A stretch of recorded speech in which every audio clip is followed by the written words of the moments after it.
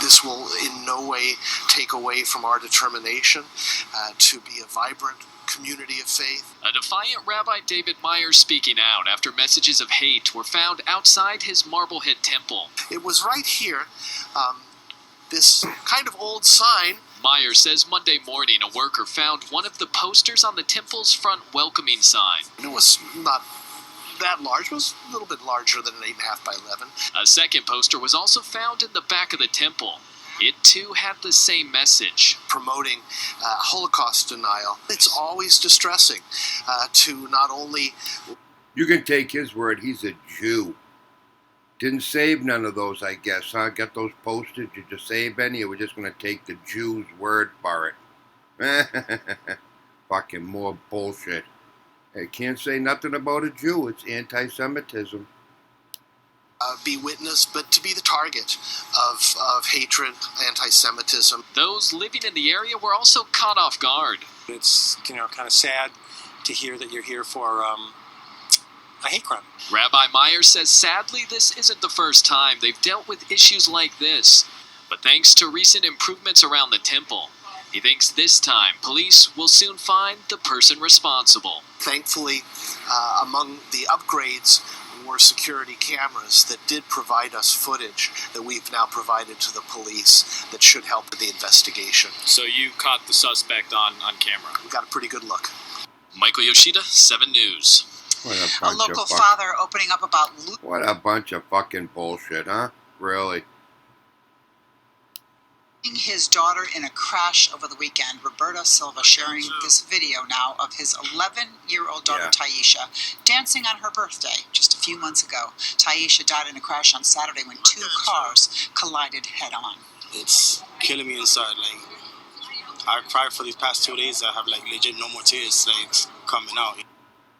Taisha's half-sister, mother, and her mother's boyfriend were also in the car. They're all in critical condition. Selvin Manuel Lima is also in the hospital, charged in her death, and arraigned from that bed yesterday. Police say Lima sped away from a traffic stop before colliding with the family car. He has pled not guilty to the charges. Police releasing new details about an attack in Cambridge. Police say they've now identified the man wanted for assaulting a woman and trying to kidnap her child. Now, the attack happened last week near Harvard and Prospect Streets. Police say he hit the woman with his cell phone and then grabbed her stroller. The man is now undergoing a medical evaluation. He will be arrested when he's finally released. Mayor Walsh is working to find solutions to the housing crisis. The mayor testified today in support of 2 bills which would change the eviction process in the state of Massachusetts. One guarantees that anyone getting evicted would get access to an attorney. The other gives guidelines about what is just cause in an eviction and offers new protections to the elderly dealing with the eviction process. These bills advance our commitment to being a city where everyone has access to a stable and secure home, regardless of their age, their income, or their family situation. They reflect our belief that a successful city is a caring community where nobody's left behind and forced to leave the city. Walsh says the 2 bills would help battle the housing crisis in Massachusetts, and he cites a study in which it was reported nearly 16,000 evictions happened in the state in the year 2016. Walsh is a piece of fucking shit. Mayor nigger. Scumbag. And we are following more news here today. Lawmakers looking for ways to limit the expanding power of tech companies. Executives from Facebook, Amazon, Apple, and Google all in the hot seat.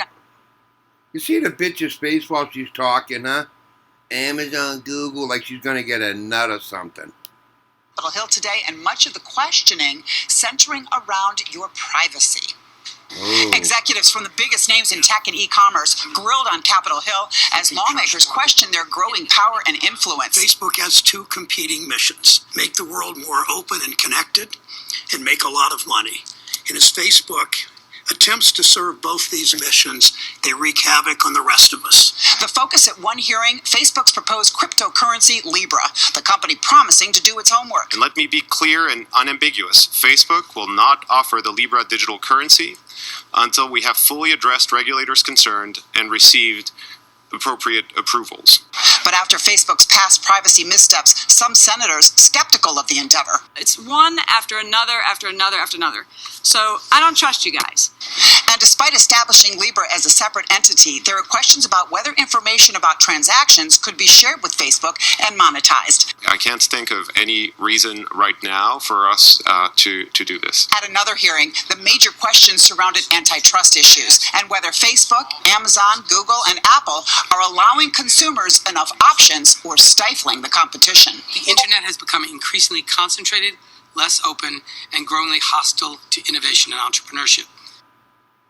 This topic has become an issue in the 2020 Democratic presidential race. Massachusetts Senator Elizabeth Warren is calling to break up some of the big companies. There are others who are trying to fight for more regulations. The Smithsonian Air and Space Museum is honoring the very first mission to the moon. The museum today unveiling Neil Armstrong's newly preserved spacesuit from the Apollo 11 mission. Now, Armstrong wore the suit during the first ever walk on the moon. The Smithsonian raised more than $500,000 to preserve that. Vice President Mike Pence spoke about Armstrong during that unveiling. Now, true to their creed, astronauts have never liked being called heroes. And the man who wore this suit was especially resistant to such labels. But if Neil Armstrong was not a hero, then there are no heroes. And ahead at 6:30, one giant leap and a high-tech tribute. How the JFK Library in Dorchester is honoring Apollo 11 with a launch of its own. Also coming up, they caught that gator in Chicago. Animal Control calling an expert to reel in a rogue alligator that has had people quite concerned over the last week. And then ahead at 6 o'clock, filled with filth, a home in East Boston deemed too dirty to live in. And we're staying on top of two breaking stories. A number of students had to go to the hospital in Beverly after their school bus was hit on the highway. Also breaking, a man pulled from the water at Revere Beach. The frantic efforts to save him. But much more coming up right here on the news station. A possible drowning. How the fuck could you not know if it was a drowning or not? Fucking news really does blow. It's fucking crazy. I don't know.